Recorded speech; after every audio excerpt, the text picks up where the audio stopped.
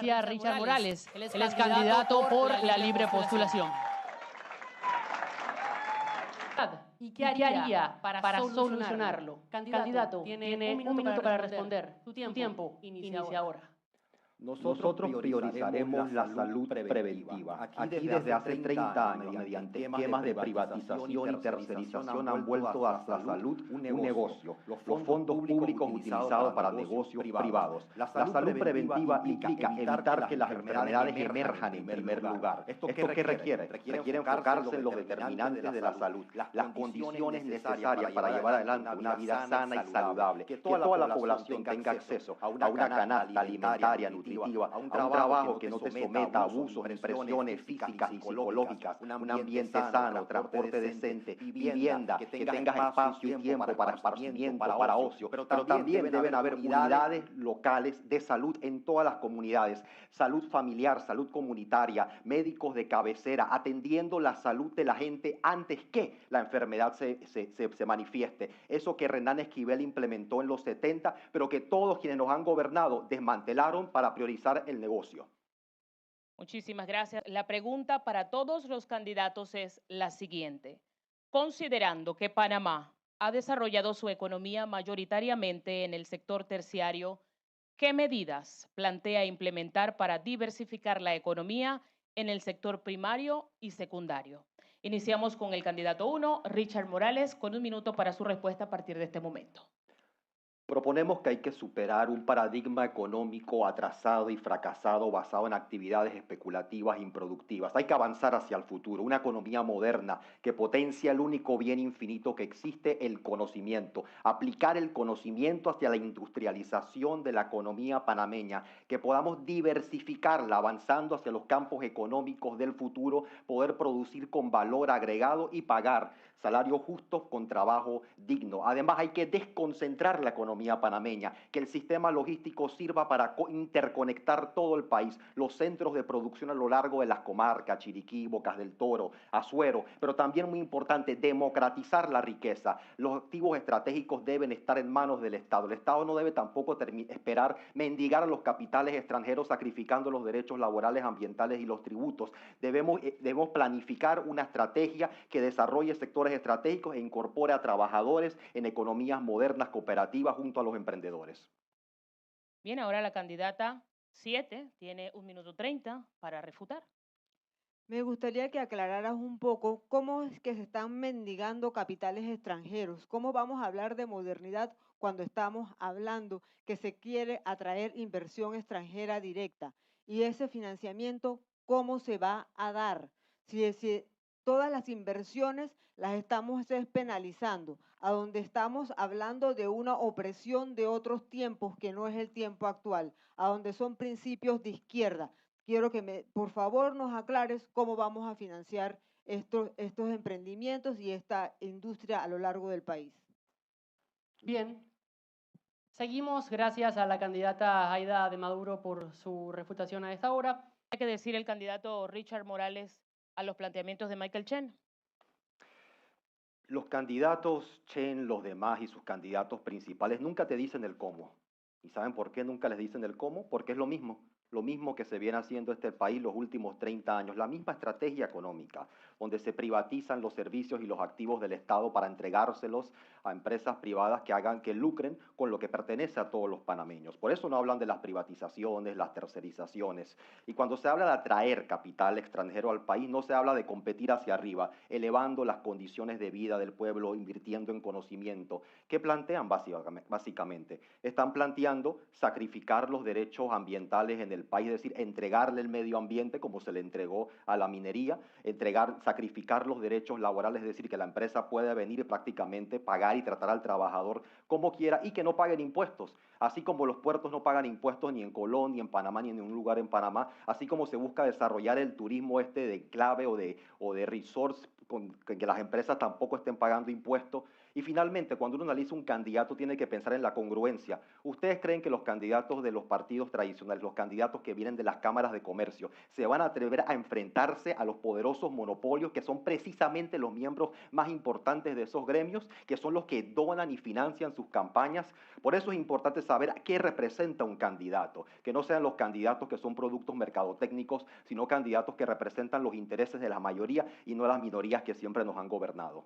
Gracias, candidato. Tercer bloque con preguntas de la audiencia, tocando los temas sobre educación y riesgo social. Aquí, 3 estudiantes tendrán la oportunidad de realizar una pregunta sobre el eje central y todos los candidatos tendrán 30 segundos para responder cada una de estas preguntas. Así es, y para ello contamos ya con la presencia de Ana Gabriela González, del 4º año de la carrera de Psicología, Facultad de Ciencias Sociales. Ella tiene la pregunta a continuación. Adelante. Muy buenas noches, candidatos. Muchas gracias por estar aquí. Su pregunta es, ¿qué acciones tomaría su gobierno ante la falta de nombramiento y pagos a los profesores del sector educativo oficial? Tienen 30 segundos cada uno para responder.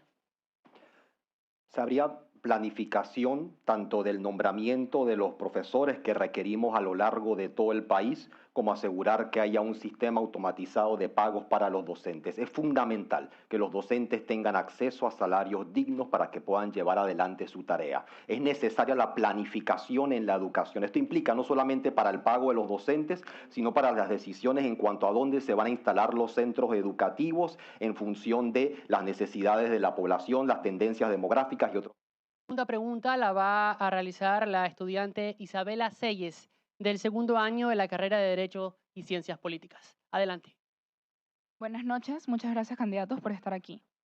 La segunda pregunta es, ¿cómo abordaría los desafíos en el sistema educativo panameño y garantizaría una educación de calidad para todos los ciudadanos? A partir de este momento, señor Morales, tiene 30 segundos para responder. Michael, no te hago la misma pregunta porque puede que cambies de opinión como lo hiciste con la minería más adelante. Necesitamos en Panamá un sistema público de educación que asegure la gratuidad desde preescolar hasta los estudios superiores, que las familias más pobres del país no tengan que abandonar la educación para irse a trabajar. Eso implica gratuidad auténtica, verdadera, es decir, no depender de un subsidio, sino gratuidad en el acceso, en el transporte, en la alimentación, en la residencia, en la tecnología, en los útiles, que haya educación igual para todos. Gracias. Ahora con la siguiente pregunta, la formula José Rodríguez. Él cursa el 2º año de la carrera de Derecho y Ciencias Políticas. Adelante. Muchas gracias, candidatos, por estar aquí presentes.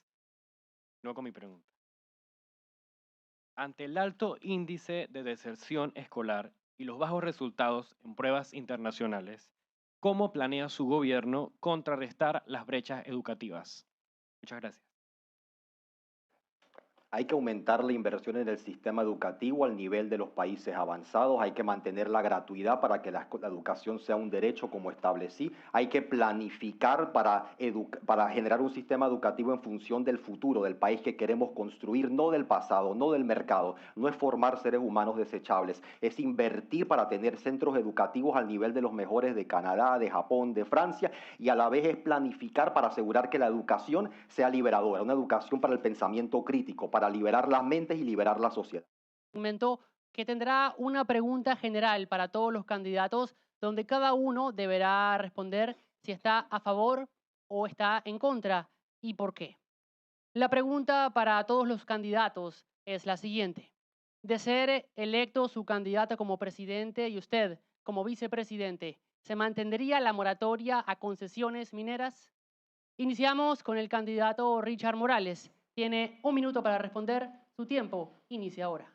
Tanto Maribel como yo, y no solo ahora, hemos luchado históricamente junto a las comunidades y junto a los jóvenes el año pasado para que este sea un país sin minería metálica a cielo abierto. Nosotros vamos a asegurarnos de que esa nueva unidad nacional que surgió en el 2023 se vuelva realidad. Y si alguno de nuestros adversarios, sea el que sea, ganar, y sabemos que ellos van a negociar con la mina, nos vamos a llevar esta lucha que estamos haciendo en las urnas a las calles también, porque no vamos a permitir que traicionen al pueblo. Un país sin minería metálica a cielo abierto, que no destruye las riquezas naturales, que las potencia para el bienestar colectivo, con la agroecología, con el turismo ecológico, con la biotecnología, para que podamos utilizar nuestra biodiversidad para fabricar medicamentos y alimentos. Un país que no remata, que no vende sus islas, sus costas, sus bosques, como han venido haciendo los gobiernos históricamente. Dejemos atrás el pasado de los gobiernos de la corrupción, avancemos hacia un futuro que sea sostenible, verde.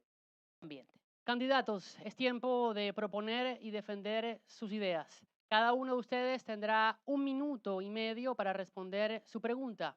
Luego, el moderador le hará una repregunta y contestará nuevamente en 1 minuto.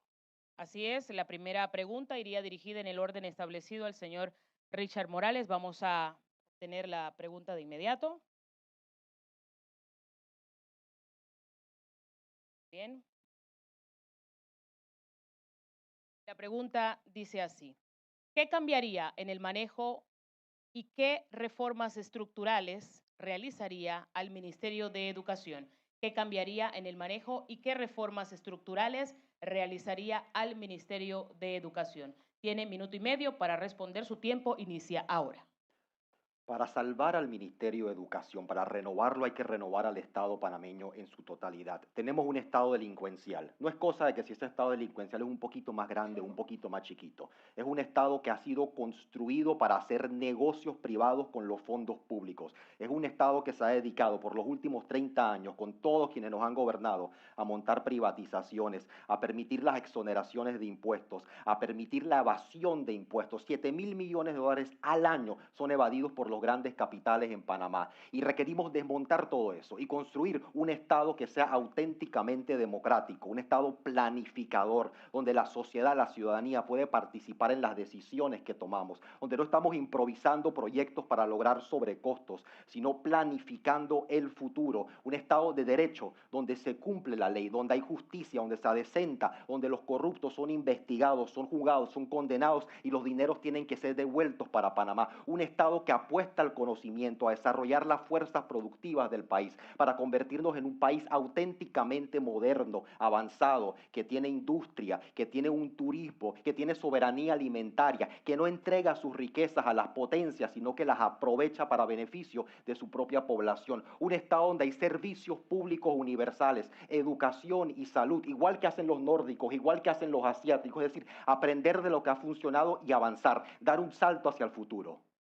Gracias, señor Morales. Es el ejercicio diario de nosotros los periodistas. Sobre educación se ha dicho muchísimo y también hay muchos diálogos montados sobre el tema educación, pero vemos que la situación es exactamente la misma. ¿Ustedes convocarían a un diálogo para establecer puntos de partida respecto a estas reformas o cambios en el sistema educativo? No se han dado los cambios educativos en el país porque a quienes nos han gobernado no les interesa. Les interesa el negocio de quienes donan a las elecciones. ¿Por qué no se han construido escuelas de excelencia en Panamá, igual de buenas en calidad que las mejores de Japón, China, Francia, Canadá, el país que uno quiera que sea un país avanzado? Porque hay más dinero en sobrecostos, hay más dinero en los sobrecostos de un tren de Panamá a Chiriquí, hay más dinero en los sobrecostos del despilfarro de la cinta costera. No ven dinero, no ven negocio en la educación y por eso mantienen la educación segregada, una educación para ricos, una educación para pobres. Mantenemos que hay que elevar el nivel de la educación, una educación igual para todos, que le dé a los jóvenes las herramientas, las capacidades para adaptarse a un mundo que está cambiando rápidamente. Y esto implica no construir instalaciones de educación para pobres, que porque una escuela está en la comarca, que porque una escuela está en el Darién, tiene que ser una escuela deficiente. Esto significa tratar a cada panameño con dignidad, porque cada panameño merece una educación igual. Gracias, candidato Richard. Al sexto bloque, donde los candidatos presentarán sus conclusiones. Y para este último segmento, cada candidato tendrá 1 minuto para plantear sus propuestas. Esta vez no habrá espacio para repreguntas. Empezamos esta ronda con el candidato número 1, el señor Richard Morales. Adelante.